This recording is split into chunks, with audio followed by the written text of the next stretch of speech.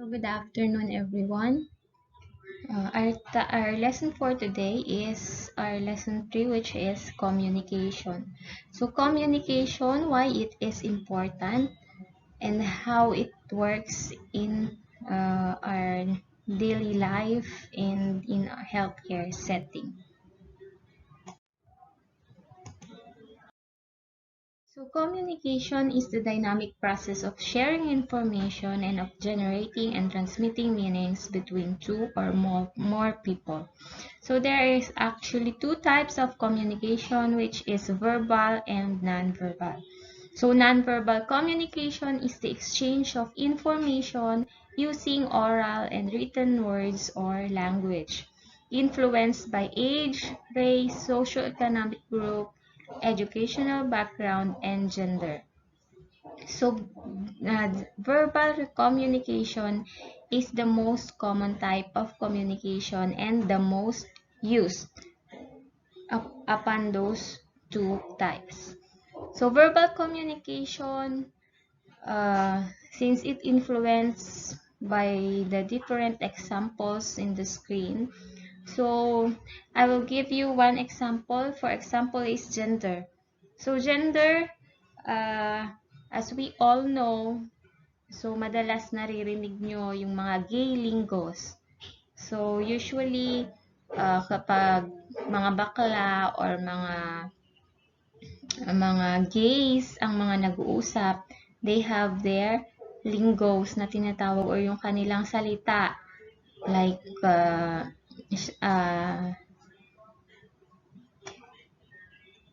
like yung mga common na naririnig nyo sa kanila whenever you see or you hear them or meron kayong mga na-encounter na mga gays na nagkukwentuhan. So, it is a form of verbal communication.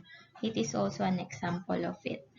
So, different races, we have different communication, verbal communication use. So, we have different dialects, different languages.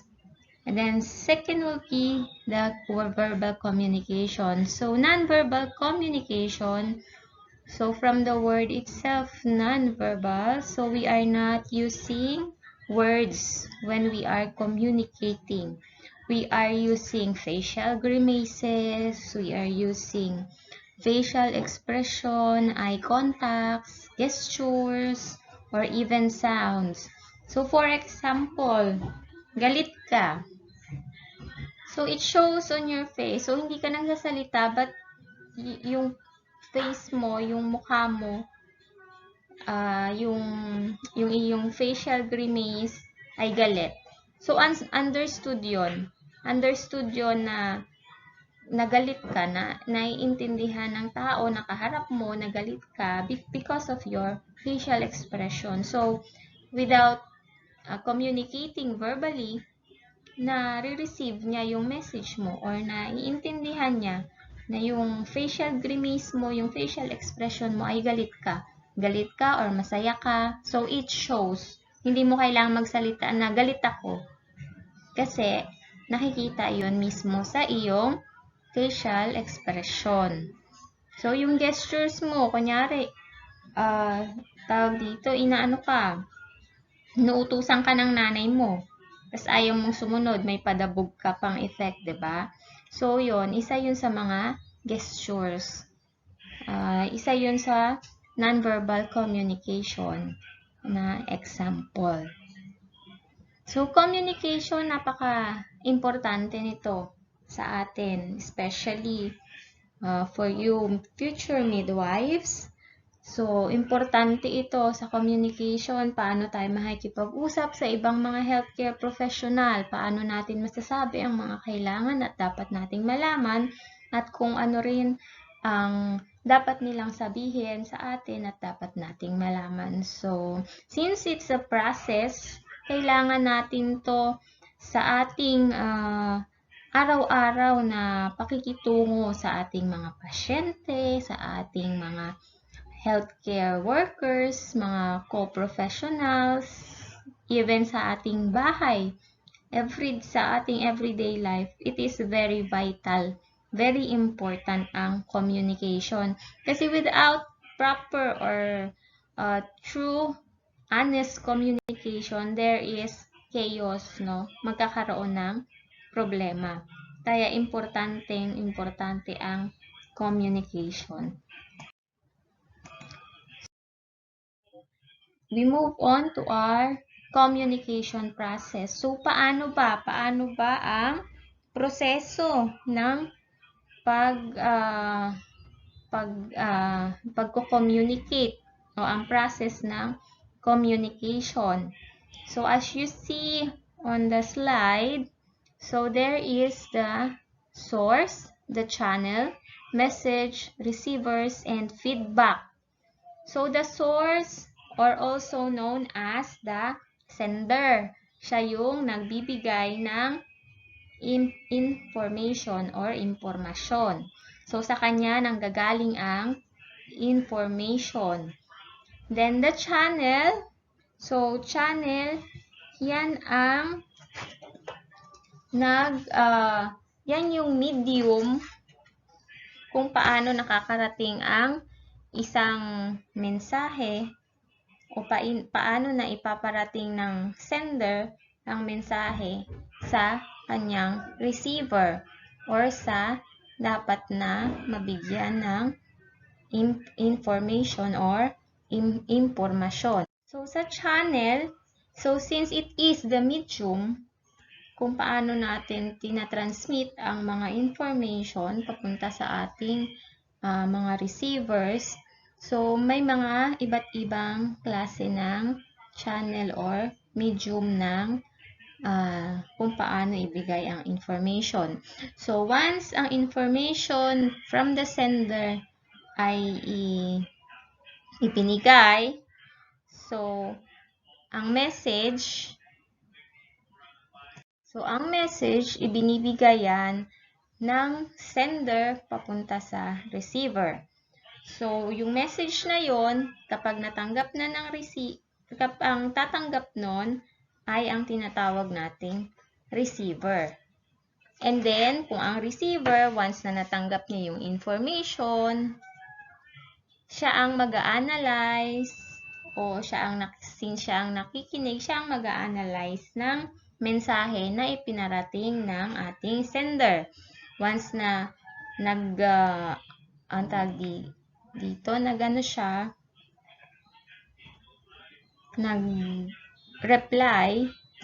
or sumagot siya or nagbigay siya ng opinion regarding doon sa message na binigay ng sender, so that would be called the feedback. So, yan ang proseso ng ating communication, kung paano ang flow niya. So, from the sender, the channel, message, receiver, and the feedback.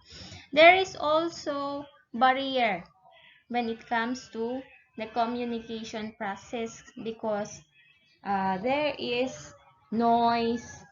So, noise pollution. It is one of the most common barrier when barrier to communication. So, halimbawa, sa paligid mo, nakikipag-usap ka, tapos may mga maiingay na nagsasalita. So, kayong dalawa na nag-uusap, hindi kayo masyadong magkaintindihan at magkarinigan dahil masyadong maingay ang paligid nyo. So, environmental noise. So, isa yon sa mga barrier of communication. One of other example, yung ating internet connection. Katulad sa ating ginagawang online learning ngayon. So, halimbawa, ako, bilang isang teacher, ako yung sender. So, ako yung nagbibigay ng information sa mga receiver, which is the students. So, kayo yung receiver. Kaya lang, sometimes, mayroon tayong mga problema sa ating mga internet connection. So, isa yon sa tinatawag na barrier. So, hindi tayo makapagbigay ng maayos. So, hindi tayo makapagbigay ng maayos na information kasi nagkakaroon tayo ng barrier of communication o ang tinatawag na internet connection problems natin. Sa inyo namang mga students, minsan nagkakaroon kayo ng problema giving feedbacks to your teachers, to your instructors because nga of signal problem. So, that is how the communication process takes place. So, may mga barriers, may mga problema minsan na nai-encounter, kaya minsan hindi maayos ang pag-deliver ng information, so hindi maayos ang pag-receive ng receiver ng information, hindi maayos ang pag-a-analyze ng message, kaya minsan hindi nagkakaroon ng misunderstanding or nagkakaroon ng misinformation. So, our next slide is the elements of communication. So, katulad nga nung sinabi ko earlier, so there is 6 elements of communication. So, stimulus, message, sender or the encoder, channel, receiver or the decoder, and feedback. So, stimulus, that is the reason why people communicate. So, ang rason, bakit natin kailangan magbigay na informasyon o information, bakit natin kailangan makipag-usap, makipag-communicate.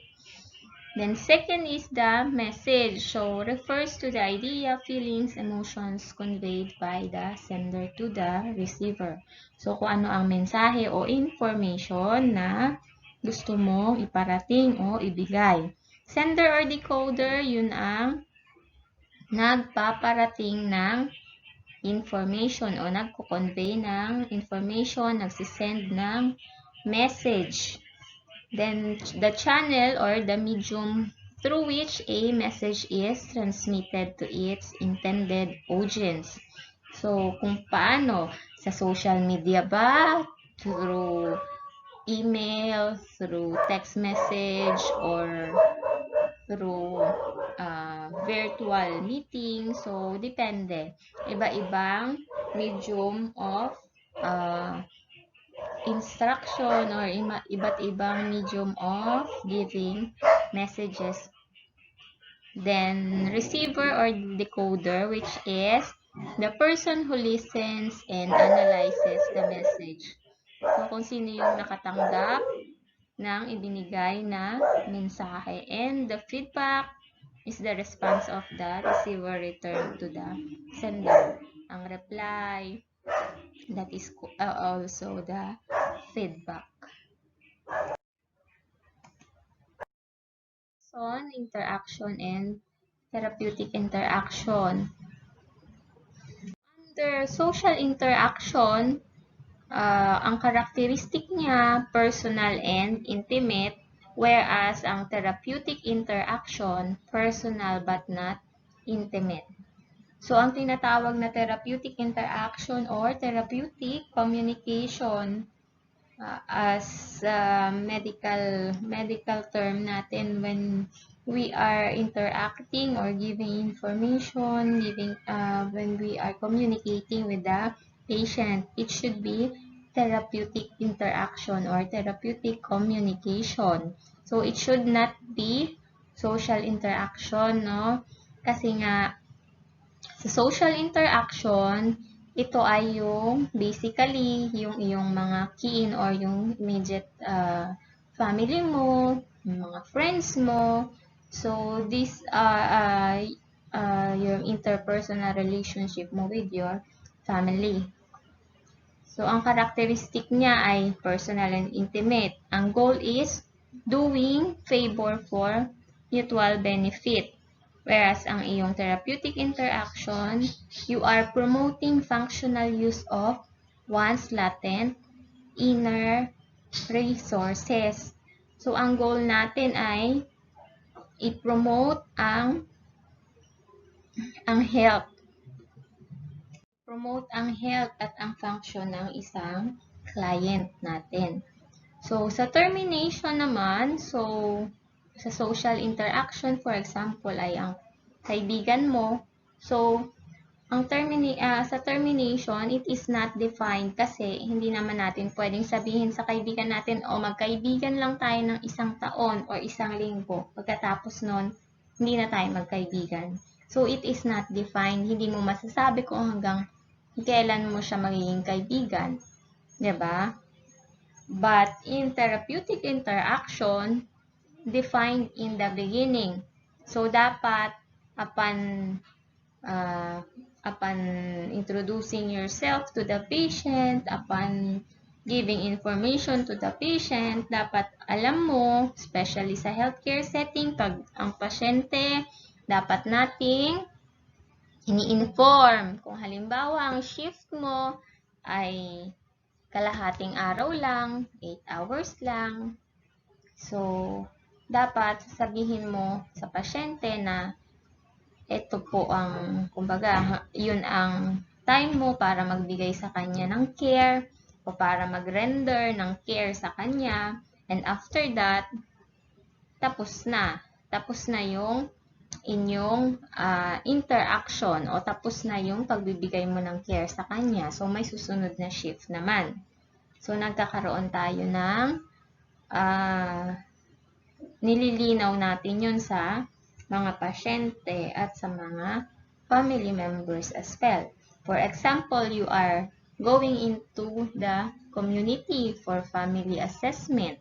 So, when you go into the community, kung halimbawa ay isang linggo ang pagpunta nyo doon na nakaschedule kayo. So, kung ano yung schedule nyo, dinidisclose nyo yun sa mga client nyo or sa family na pinupuntahan ninyo na ito po ang aming ito po ang aming oras, araw ng pagpunta at hanggang dito lang po. Kung isang linggo lang. Beyond that, wala na pong interaction dapat. So, hindi tayo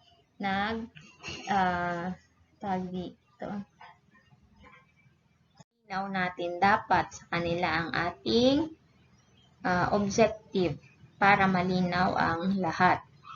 Then, identifications of needs. So, sa social interaction, it may occur, but therapeutic interaction by the client with the help of midwife. So, kapag nag-identify ng needs ng patient, hindi ikaw ang nag-identify na ito ang kailangan ko, ito ang kailangan niya. So, the client, siya ang binibigyan natin ng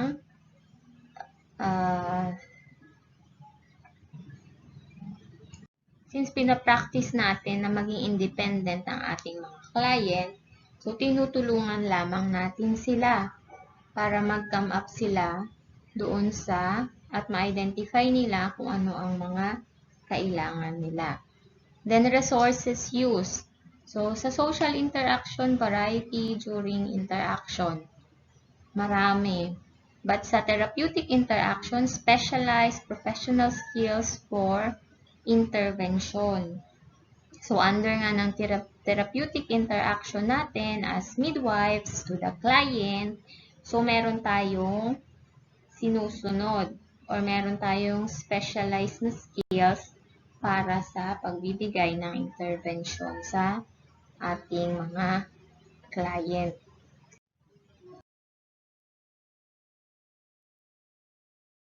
There are phases of communication. So, the first one is pre-interaction phase. So, pre-interaction phase, the midwife reviews pertinent assessment data, knowledge, considers potential areas of concern, and develops plans for interaction. So, the activities organize data gathering, recognizing limitations, and seeking assistance. So, sa pre-interaction phase, ito yung kailangan nating i-organize yung mga data na para sa ating mga client, para alam natin kung paano magiging maayos ang flow ng ating communication with them at kung paano magiging maayos ang inyong pakikipag-interact sa kanila. So you should be setting limitations as well kasi limitations or boundaries kasi nga hindi tayo pwedeng ma-involve sa ating mga clients. So kailangan very civil lang tayo at hindi natin gamitin ang ating mga emosyon. Hindi tayo kailangan magpadala sa ating mga emosyon. Kailangan composed pa rin tayo. Then, orientation phase. So, opening the relationship. Ito na yung mag-start tayo ng pakikipagkilala sa ating patient or sa ating client. So, opening the relationship. So, this includes the therapeutic communication. Dito na pumapasok ang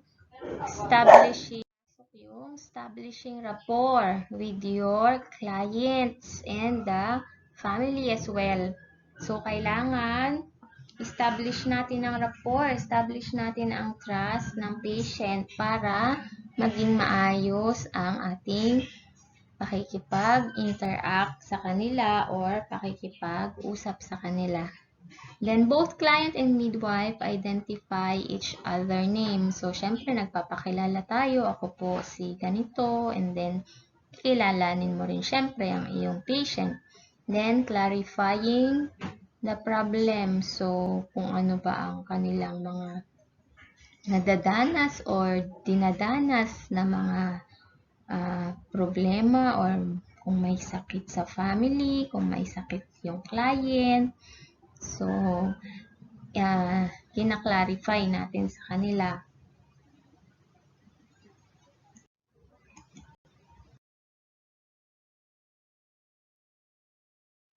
And then,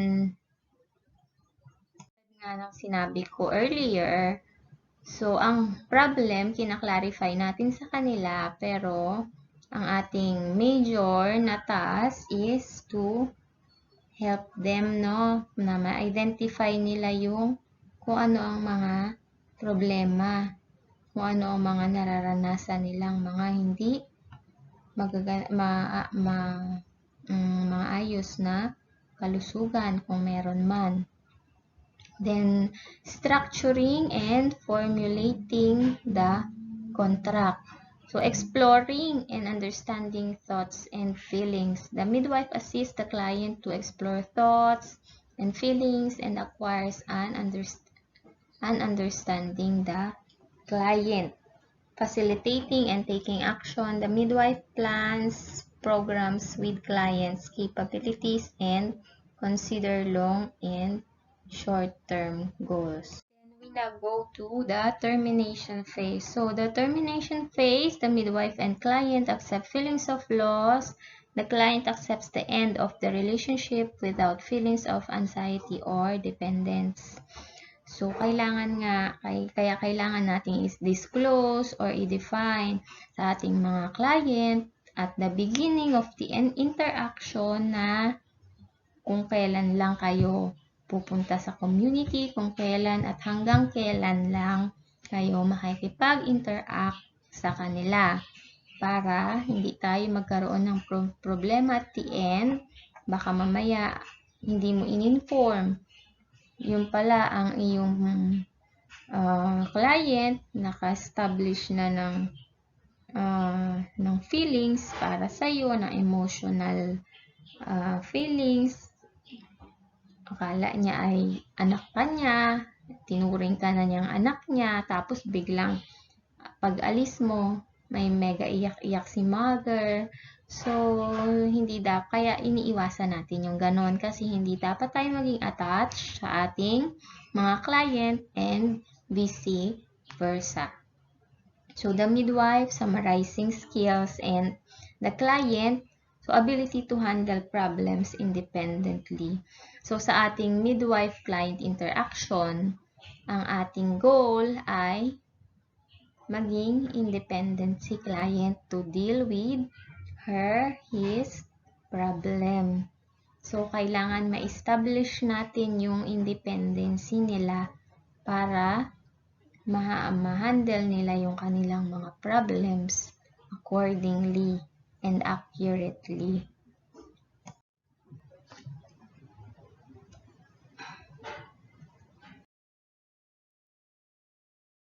So we go now with the documentation in healthcare setting.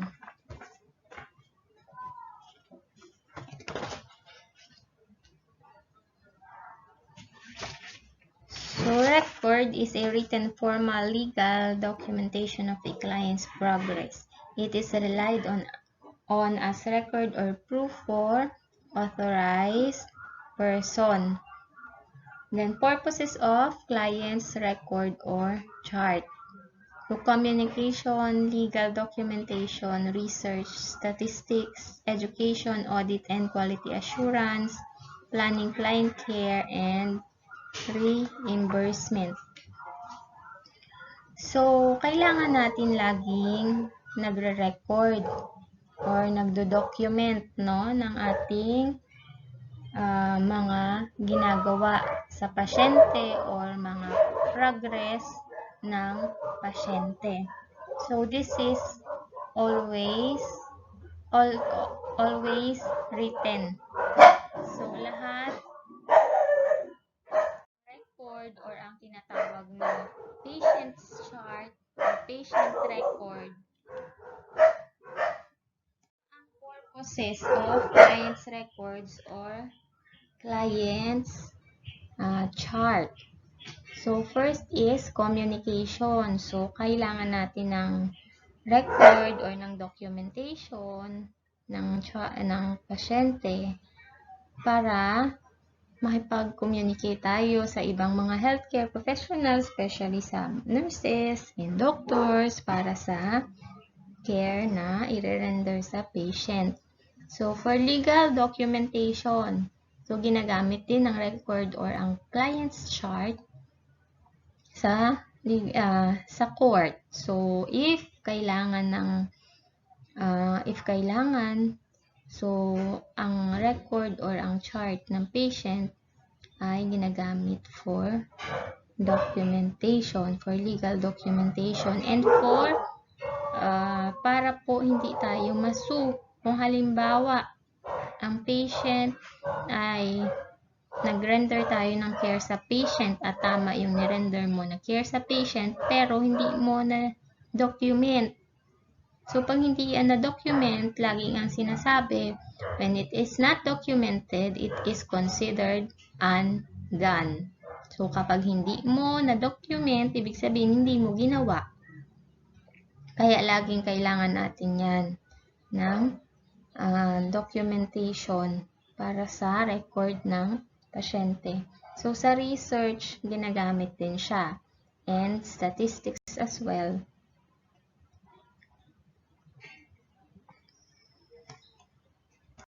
Education, audit, and quality assurance. For planning, client care, and reimbursement. So, types of records. We have two types of records. Source-oriented clinical records or the SOR. This is the traditional client record where each department makes notations and keeps data on its own separate forms. So, kung nakakita na kayo nung tinatawag na patient chart or patient records, ito yung nakalagay sa yung silver, tawag dito, silver or aluminum na chart na ganon. Yung binubuklat ng mga doctor, ng mga nurses, yung finifill upan nila sa hospital. So, yan ang tinatawag na chart or patient record or patient chart. Then second is problem-oriented clinical records. So the data about the client are recorded and arranged according to the problem presented by the client or the diagnosis. So ang mga diagnosis at ang mga problem ng pasyente ay naka-arrange doon isa-isa. So that is the problem-oriented clinical records or POR.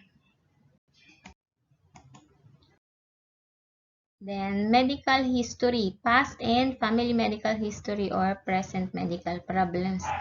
So, medical history, kung halimbawa, ang patient mo ay hypertension, may hypertension. So, sa family pala nila yun nakuha or hereditary pala yung condition niya. So, doon mo yun makikita sa medical history ng pasyente. Physical examination. So, findings of physical examination by physician at ang diagnosis ng physician. Then, doctor's order sheet. Dito nag-order ang mga doktor kung ano ang kailangan ibigay sa pasyente, kailangan treatment para sa pasyente. So, nandyan ang doctor's order sheet. So, lagi yung tinitingnan kung may bago bang order ang doktor. Nung nag-round siya, pinalitan ang swero, pinalitan ang gamot. So, doon mo yon makikita. Then, diagnostic reports. So, ito yung mga laboratory reports, mga CT scan na ina-attach sa chart ng pasyente. Then, consultation reports. So, physical therapy, respiratory therapy. So, andyan din, yan ay nakapaloob sa consultation report. Then, client discharge plan and referral summary. So, kung ang pasyente ay ang tawag dito, na-discharge na or i-discharge na. So, nandyan yan yung nursing problems, general information, and referral data. So, nandyan yan nakapaloob. The characteristics of good recording. So, it should be factual. So, kapag nagre-record tayo, dapat kung ano lang yung nangyari, yun lang ang ire-record natin, no? Hindi tayo pwedeng mag-record ng mga hearsay o mga chismis lang dyan. So, kailangan kung ano yung totoo at kung ano lang ang nangyari, walang dagdag, bawas. So, yun lang ang i-document natin. So, very specific ka dapat kapag nag-document ka. Then, ang accuracy. Kailangan accurate. Lahat ng observation ay dapat accurate o dapat ay sigurado ka doon sa observations na ginagawa or sinulat mo para hindi magkaroon ng kaguluhan or hindi magkaroon ng problema later on. Then, brevity. Ano ba ang brevity? So, information should be brief and complete to save time in communication. So, kailangan ay hindi siya paligoy-ligoy or hindi masyadong mapalabok nga. Kumbaga sa kanila, sa mga matatanda, hindi masyadong mapalabok ang salita or ang pagsusulat mo. Kung ano lang yung kailangan, yun lang ang information na ibigay at dapat ay konti lang para hindi tayo mag-overload ng information. Then, appropriateness. Only information that pertains to the client's healthcare is recorded. So, kung magre-record ka sa patient chart, para lang yun doon sa mismong patient na binibigyan mo ng intervention. Baka mamaya si patient 1 ang handle mo. Pati yung record ni patient 2, yung lagay mo din doon. No, hindi dapat ganon, no? So, kaya lagi tayong nag-check dapat ng chart ng patient. Kung ano lang ang information na dapat para sa kanya, yun lang ilalagay mo. Baka information yun ng isang patient mo. So, hindi dapat yun nakalagay sa patient ni. Yung kay patient 2, hindi dapat nakalagay sa kay patient 1. Then, confidentiality. So, we already tackled this sa ating rights, diba? Patient's Bill of Rights. So, patient has the right to confidentiality or privacy as well.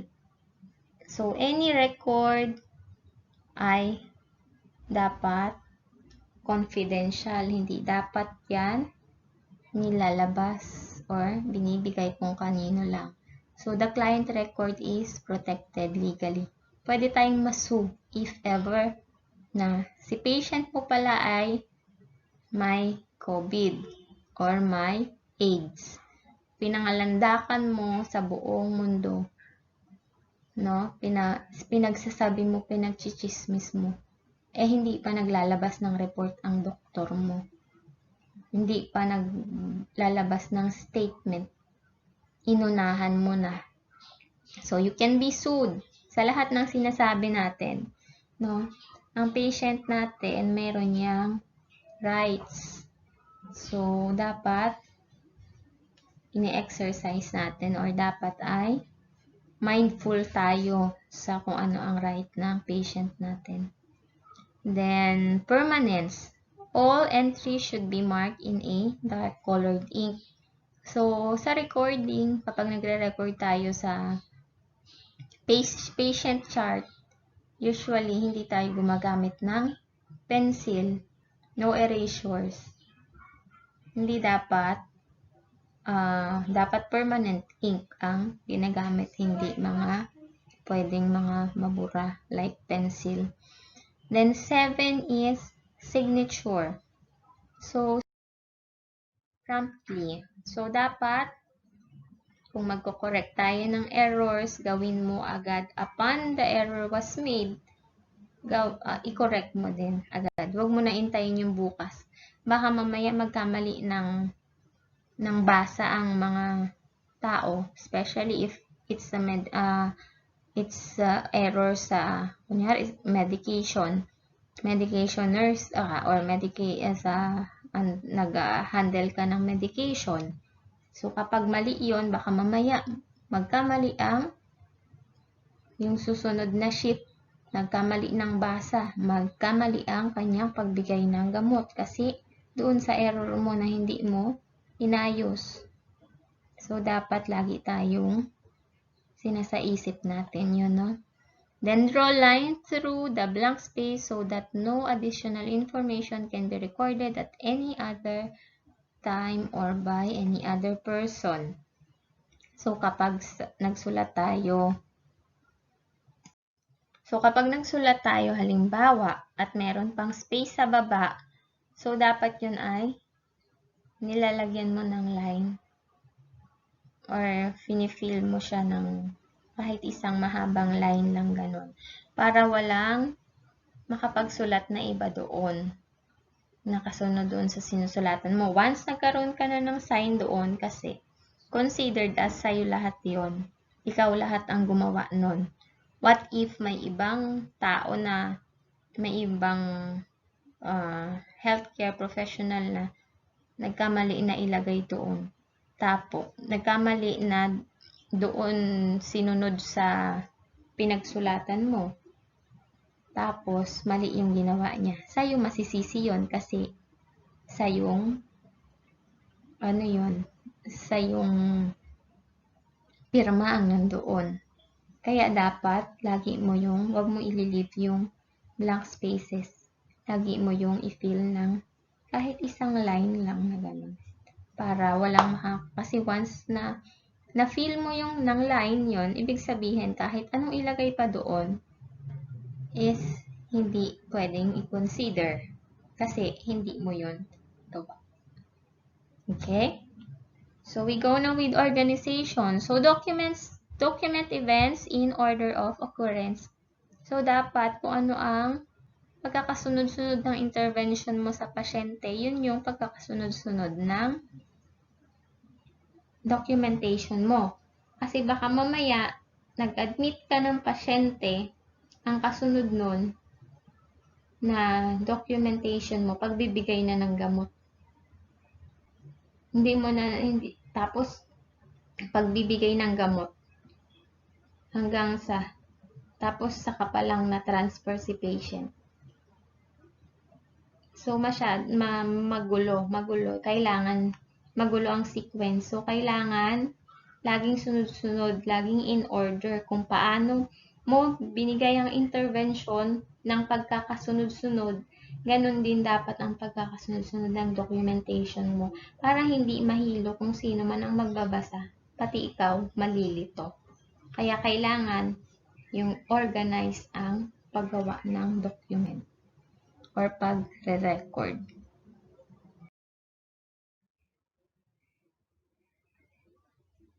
So, kapag gumagawa tayo ng record, nagsusulat tayo, dapat hindi tayo gumagamit ng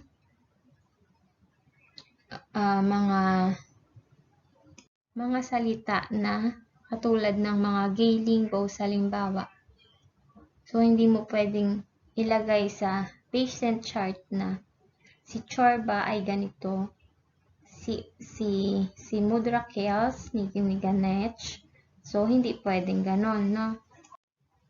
So, kailangan i-observe natin ang correct spelling, ang accepted na terminology. So, mga medical terminology na acceptable and abbreviations na acceptable sa healthcare setting. At para hindi tayo magkaroon ng misinterpretation. Kasi magkakaroon yan ng problema later on kapag ang ating pagsusulat ay hindi maayos, no? Then, do not use the word patient or PT or patient in the chart. The chart belongs to the patient. All information in the chart pertains to the patient. So, redundancy, no? Huwag naman paulit-ulit. Kasi nga, yung chart na yun, kay patient lang yun. Wala namang ibang patient na nagmamayari ng chart na yun. Hindi natin kailangan ulit-ulitin na si patient. So, dapat ay hindi tayo maging redundant. Kasi yung isang tao lang naman or isang patient lang naman ang nagmamayari ng isang chart. So, kada isang chart, isang patient lang ang nagmamayari. We go now with the report.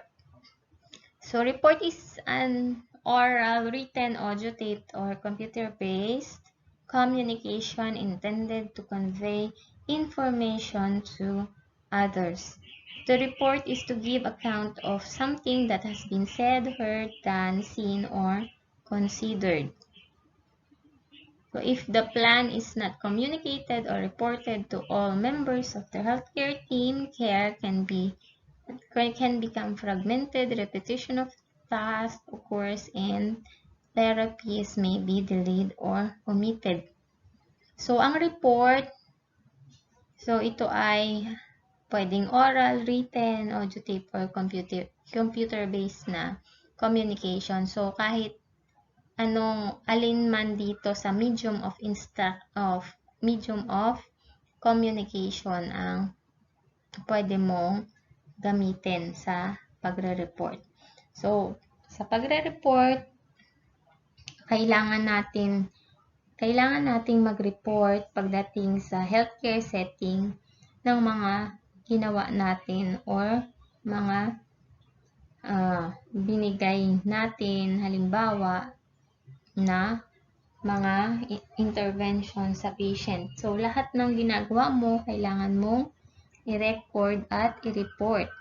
Lalo sa mga seniors mo or sa mga doktor na kailangan ng ating report. So, kapag hindi tayo nakipagtulungan at hindi tayo nakipag-communicate or hindi tayo nag-report sa ibang mga members ng healthcare team, magkakaroon ng problema. So, maaaring magdoble-doble ang pagbibigay halimbawa ng gamot, ang pagbibigay na pag-aasikaso sa pasyente, ang pagbibigay ng pagre-render ng care sa kanya, maaaring magdoble-doble kung hindi tayo nagre-report ng maayos. And then, yung therapist as well, baka hindi nagawa o nagawa ng sobra-sobra. So, kaya kailangan nating magkaroon ng reporting. Then, data recorded, reported, or communicated to other healthcare professionals are confidential and must be protected. So, confidentiality at all times. Lagi natin yung i-practice. Then, types of reports in healthcare setting. Change in shift report or yung tinatawag na endorsement. So, every shift to. Every shift. So, be it morning or evening shift. So, a report made by the midwife at the end of the shift to the midwife working on the next shift to provide continuity of care. So, ginagawa natin to sa healthcare setting ang pagre-report during changing of shifts. Kasi, for the continuity of care, para maipagpatuloy yung care na nire-render sa isang patient. So, kapag ikaw ay morning shift, i-endorse mo or i-report mo sa kasunod mo na shift o kasunod na midwife na magtatrabaho dun sa pangalawang shift, sa susunod na shift, pagkatapos mo, yung lahat ng mga na-document mo or nagawa mo o interventions na nagawa mo para sa patient. So, yun ang tinatawag na change in report or endorsement. And then, number 2, telephone reports. So, a midwife can communicate the information about the client to physician through the telephone, especially when a significant event or change in the client's condition has occurred. It is documented by writing when the call was made, who made the call, who was called to whom information was given, and what information was received. So, ang telephone reports, kapag halimbawa ikaw may ibibigay kang information sa physician o sa doktor, ang doktor ay wala sa ward o wala doon sa kung nasaan ka, kung naan. So, hindi, pwede mo siyang tawagan or sabihin sa doktor kung ano yung importanteng information na kailangan niyang malaman, especially when it comes to the patient or the client. Kung halimbawa, ang pasyente ay biglang nag-arrest, biglang may kailangang, may nangyaring hindi maganda. So, pwede kang makipag-communicate, pwede mong tawagan ng doktor na kailangan ng emergency or kailangan niyang pumunta doon, may mga hindi magandang nangyari, or pwede din naman ikaw mag-report kung halimbawa yung pasyente mo ay in coma siya, tapos nagising. So, yung even positive condition ng client na ganun, pwede mo yung i-report sa doktor through telephone kung hindi visible ang doktor at that time of reporting. So, it is documented also, no? Kahit na telephone calls lang yon. Kailangan lagi nating i-document o i-record. Lagi nating isulat kung sino yung tinawagan mong doktor, sino yung kausap mong doktor, or kung halimbawa, ang doktor, kung sino ang binigyan mo ng information tungkol doon sa report ng doktor. So, kailangan nakasulat lagi yun, no? Naka-record, naka-document lagi. Then, telephone order. So, pwedeng mag-order ang doktor through telephone. Kung halimbawa ay merong importanteng information na kailangan si doktor sa'yo na sabihin, so pwede siyang mag-order, may kailangang emergency meds or emergency medication para sa pasyente, pwede niya yung i-order through telephone, provided that dapat within 24 hours ay ma-sign yun ng doktor. And lagi mong i-secure na ma-countersign ng doktor yung order niya kapag dumating siya sa station or dumating siya doon sa ward, sa kung saan ka naka-assign. So, kailangan yun laging ika-countersign ng doktor. So, isusulat natin yun. Kahit telephone orders yun, isusulat natin yun sa doctor's order and then ipapa-countersign natin once dumating ang doktor. Then, transfer report. So, it is made when a client is transferred from one unit to another. The information given during a transfer report usually includes patient's name, age, physician, medical diagnosis, and so on. So, interventions that should be made shortly after the transfer is completed. So, transfer reports, especially dun sa mga tinitihok nga na tinatawag o tinatransfer ng hospitals, no? Kunyari, si patient from district, tinransfer ng Calapan or ng Manila. So, may mga transfer reports tayong tinatawag. So, hindi pwedeng bitbitin mo na lang si pasyente at ilipat mo ng hospital ng ganun-ganun. So, lagi tayong merong mga documents na kailangan, may mga papel tayong dapat kailangan. Kasi, pag tinransfer natin si patient without any document, without any information, paano bibigyan ng treatment si patient kung wala silang alam sa history ng pasyente, kung anong nangyari sa pasyente, 'di ba? So, kaya kailangan ng transfer reports. So, yung transfer reports, kapag ililipat natin ng facility ang isang patient, so, kailangan natin dala-dala mo yung mga information na kailangan para i-transfer si patient sa ibang facility. Then, incident report. So, kung merong mga nangyaring hindi maganda. So, kung nyari ang client mo na nasira ang bed rails, nalaglag si client, nalaglag si patient sa floor. So, that's an incident report. So, kailangan mo yung sabihin, baka mamaya masama ang pagkabagsak ni client, nagkaroon pa ng fracture. So, kailangan ng immediate intervention. Kaya, kailangan mo laging i-document at i-report para malaman ang nangyayari kay patient. Kung nagkamali ka ng pagbibigay ng medication o ng gamot, kailangan mong i-sabihin o i-report na nagkamali ka kasi baka mamaya ikamatay ng pasyente pala yung binigay mong gamot na yun. So, as early as you know na nung nalaman mo na mali pala yung ginawa mo or yung binigay mo, so dapat as early as that time i-report mo yon immediately para malaman kung ano ang dapat gawin at hindi mag-cause ng kung ano pang mas malala sa patient. So, legal responsibility in recording and reporting. So, client's record are admissible evidence in court as it shows the quality of care rendered, accurate and complete documentation, give legal protection to the midwife, the client, health facility, and other caregivers.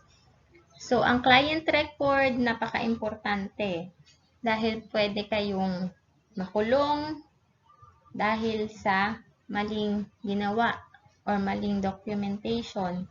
So, kaya kailangan laging document ng maayos at i-report ng maayos kasi once documented, once it's recorded, you as midwife, so hindi ka may-held liable at hindi ka masusu kung tama yung binigay mong intervention sa patient mo. So, kahit anong sabihin ng client o ng family ng client na mali yung ginawa mo, once it is recorded and documented and reported accordingly and tama, so pwedeng maging ma-serve yun as legal basis mo. Yun ang magiging legal basis para malaman kung may kasalanan ka o wala. Kaya laging kailangan mag-record at mag-report. Then it should be remembered that patients' records are confidential and midwives are ethically and legally obligated to keep information about a client confidential, whether such information is written or not. So, paulit-ulit natin tong sinasabi, no? Confidentiality, rights of the patient. The patient has the right to confidentiality. So, hindi nyo pwedeng pagchismisan ang pasyente nyo. Hindi nyo pwedeng ichismis sa labas ang pasyente nyo. So, what you see, what you hear, leave it here, no? Leave it there. So, kung ano yung na-encounter mo dun sa ospital, na hindi dapat ilabas at hindi dapat ichismis, leave it there. Keep it to you na lang. Huwag mo nang ipagkalat kasi pwede kang makulong or pwede kang masu kapag nag-breach ka ng privacy at confidentiality ng pasyente mo. Be mindful of that always, no? Then, the client can request a copy of and have the rights to read his medical records. So now with the commonly used abbreviations. So, abbreviation number 1 would be AC or antecebum in Latin. And in English, it is Deformius. So, you have your handouts already of the abbreviations. There are examples already in your handouts. So these are the basic and commonly used abbreviations. In healthcare setting, you will encounter it often pagdating sa healthcare setting. As much as possible, kaya niyong i-memorize lahat ng ito dahil kailangan nyo ito once you started your duty sa hospital. So, you should always be mindful of the abbreviations kasi merong mga doktor na gumagamit ng mga abbreviation and sa pagsusulat din natin sa mga chart ng patient, they are using abbreviations para mas mapadali ang ating pagsusulat. So, anyway, healthcare team naman ang magbabasa niyan. So, those terminology and abbreviations ay maiintindihan naman ng healthcare team. Kaya dapat ay i-memorize natin at alamin natin yung mga tamang abbreviation na ginagamit sa healthcare setting para maging maayos ang ating pagre-render ng care at pagbigay ng intervention sa ating patient. So, on my uploaded lesson 3, I already uploaded your lesson 3 last time. So, there is the assessment. So, you have to make the short video interview for the MCI or midwife client interaction. So, that video will serve as your midterm project. So, that should be submitted via our Google Classroom. So, that's it for today. Good afternoon and keep safe, everyone.